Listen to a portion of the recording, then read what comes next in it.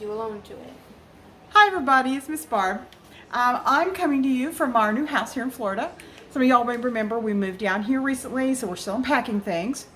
But my friend Miss Vicky, it is her birthday coming up in a couple days, and she didn't want a cake. She wanted oatmeal raisin cookies. So we are making some old-fashioned soft oatmeal raisin cookies for her birthday. So I'm going to talk to you guys about a few things. First thing we're going to do is we're going to mix all of our dry ingredients, and we're going to put them in a bowl. All the dry ingredients are going to go in a bowl, and it's going to get set to the side. And then in the mixer, we're going to put our wet ingredients. So right now what I'm going to do is put all my dry ingredients in this bowl, set it aside. And that's going to be flour, cinnamon, salt, baking soda, and baking powder. That's going to be the dry ingredients. And then I'll come back to you guys and tell you about the wet ingredients and show you what I put in this bowl. So I'll be right back. Hey everybody, I'm back. Okay, so in the bowl, we have our flour, our cinnamon, baking soda, baking powder, and salt. Okay, that's what we have in our bowl. And we've just kind of mixed it up a little bit. I don't sift my flour. In today's world, it's really not a necessity. It used to be a big problem with husk and bugs and stuff. But in today's society, we don't have those problems. So you really, unless you want something super light and fluffy, you do not need to worry about sifting flour for things like cookies and brownies and muffins and that kind of stuff. So we have that mixed up, and we're going to set it over here out of the way for a minute. And then what we're going to do in my, look at my wedding gift over here.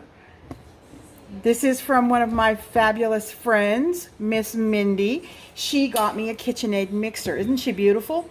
So what we're going to do is over here, we are going to mix up, starting with our wet ingredients. And we are going to put in our butter and our sugars and our eggs and our vanilla. So the next thing I'm going to do is I'm going to pause you guys again. And I'm going to put all that stuff in there, and then I'm going to show you mixing it up. So don't go anywhere. I'll be right back. Hey everybody, we're back. Okay, so over here in our beautiful mixer, there we go. Y'all can see we have the butter, the sugar, the vanilla, and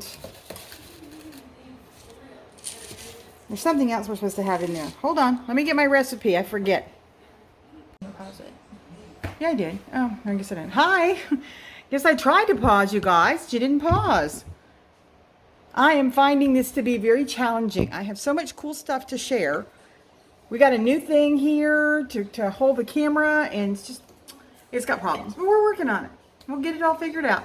So the first thing we did is, a while ago I was telling y'all that a friend of mine, Miss Vicky's birthday is this week. And Miss Vicky did not want a chocolate cake. She didn't want any cake. She wanted oatmeal raisin cookies. So we're making old-fashioned homemade raisin cookies. So the first thing we did is we put all of our dry ingredients in a bowl. And this is flour, baking soda, baking powder, and cinnamon. And if you got a different recipe, it's okay. Okay, there's no set way. Any way that you are making homemade cookies, everybody should love them. And then in our mixer, which I'm going to bend you down, hopefully we don't drop you.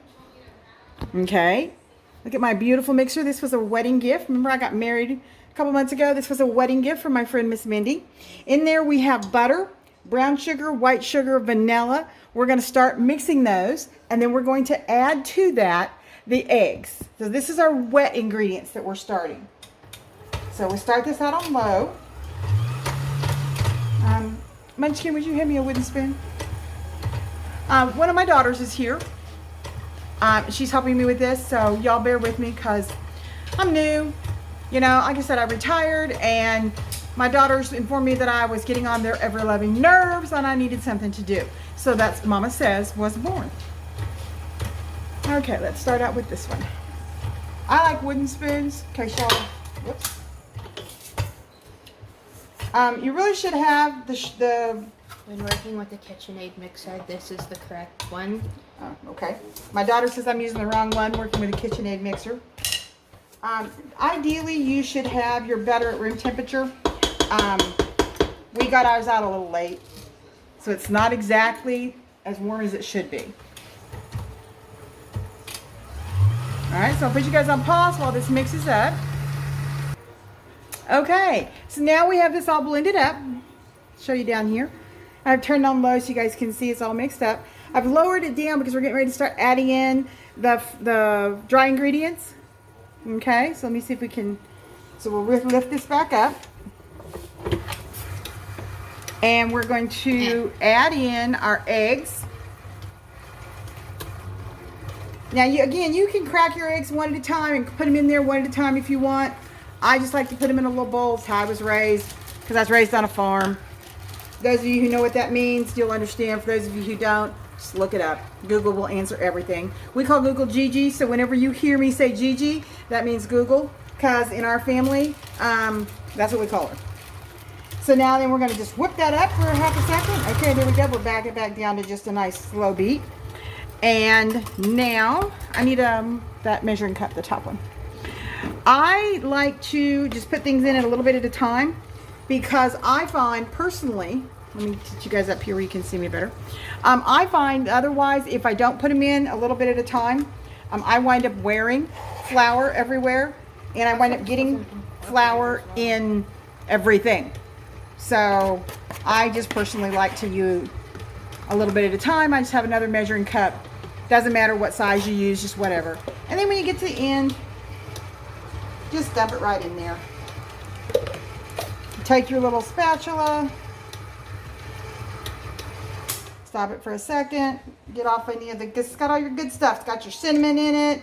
If you have any nutmeg that you've put in there maybe, okay, you want to make sure you don't have that on the top of your little paddle. If you're using a hand mixer, you don't have to worry about that step. All right, and we're just going to whip that in there right quick.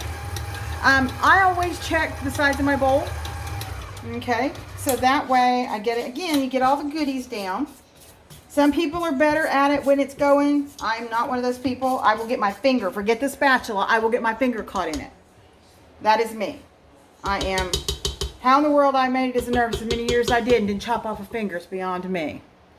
Okay, here we go. All right, so now we have that part done.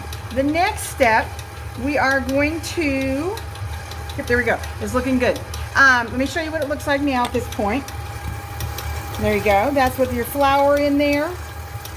Okay, and all the other goodies that go in the flour. Now the next step is the oatmeal. Raisins go in last.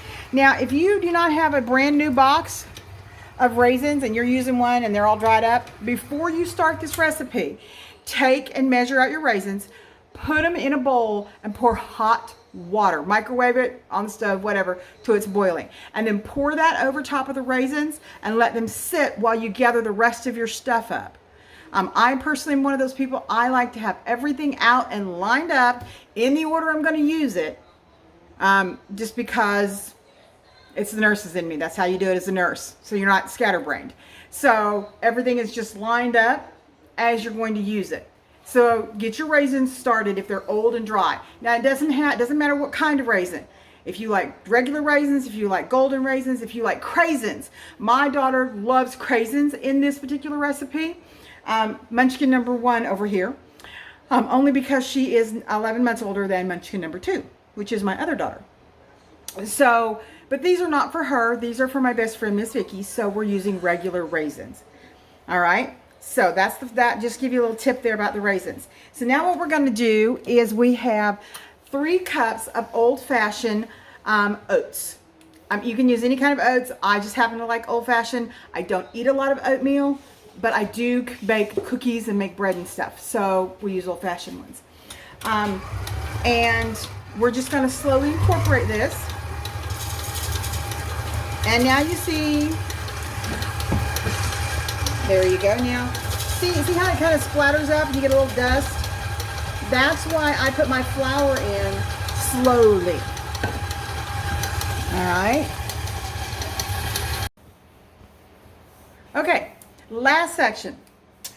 We saw the oats go in. Now we're going to put in our raisins. Now this happens to be a brand new box, so I didn't have to put them in the hot water as I was telling you guys about a little earlier. So we're just going to dump those right in. They do not have to be packed. You just kind of put them in there. Raisins is something you can eyeball. Some people don't like as many as others, so if you don't like raisins as much, just don't put as many in. If you like a lot of raisins, put a little extra in. Now this is all mixing in. We have everything together. So let me just show you guys. This is what it looks like in my beautiful wedding gift mixer. Isn't she beautiful? I love it. All right, so we're going to stop this, and then we are going to show you how to put them out on the parchment covered cookie sheets. So this is the next thing we're going to do. Now, hold on, I'm going to pause you again. Please remember, I'm new at this. My girls are helping me learn how. So please take the understanding that I'm brand new at this. There's lots of glitches. Bear with me. I will get this super figured out. Instead of as a ring light. Okay, so what we did, we turned the camera. See my munchkin number one over there? She said, Mom, turn the camera. You'll look better. So what we're going to do now I didn't say it would look better. I said if you wanted to be in the frame with the mixer, don't lean in like that. Exactly. All right. Hang on a second. Be right back. It's being stubborn. Okay, we got it. Maybe. Yeah, there we are. All right, so now we take our little rubber spatula and you scrape off anything that you might have on here. Sometimes there's a lot, sometimes there's just a little. So just kind of scrape it off. I have a pile of dirty dishes over here now. So this is what it's going to look like. It's thick. And we're going to get a tablespoon. You can use a regular kitchen spoon if you want, which I'll probably go to.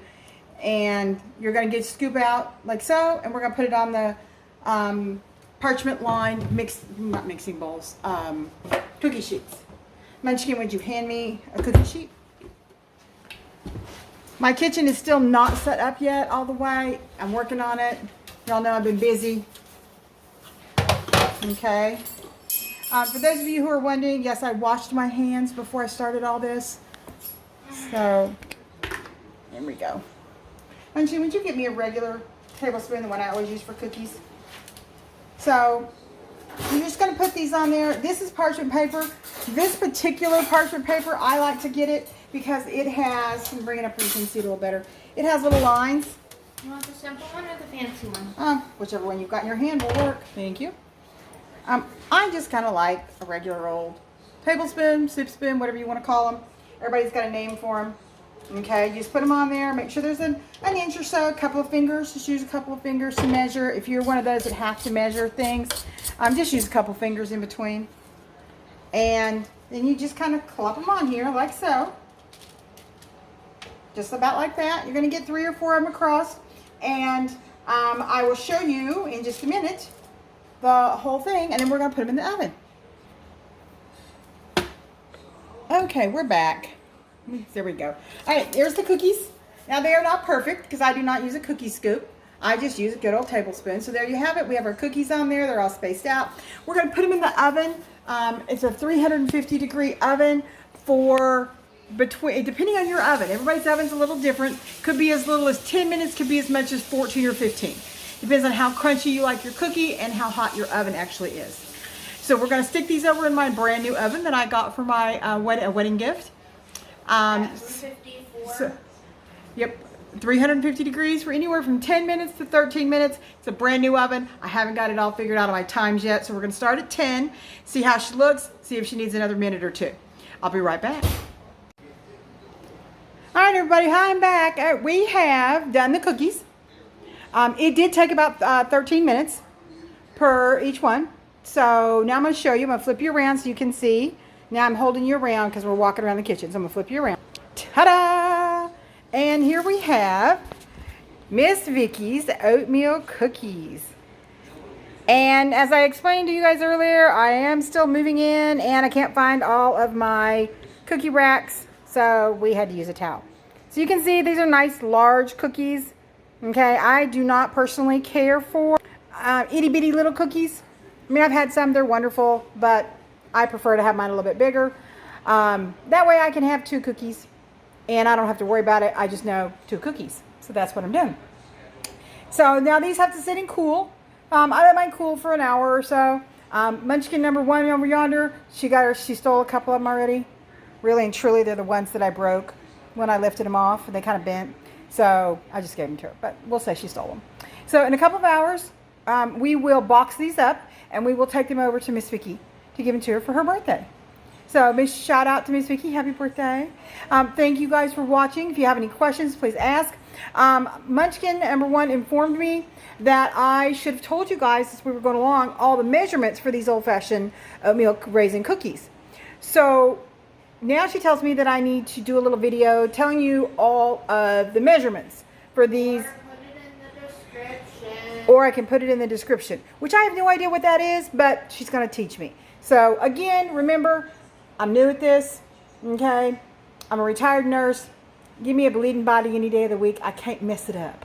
Everything goes in the same place every time. This is all new to me, so y'all bear with me. Please and thank you. So Munchkin's going to show me how to put it in the descriptions. So you will have the same old-fashioned raisin oatmeal cookies that I just made. Alrighty? And I know there's something else, but I can't remember. So y'all have a great day. And remember, Mama says, if you can't say anything nice, don't say anything at all. Bye, everybody.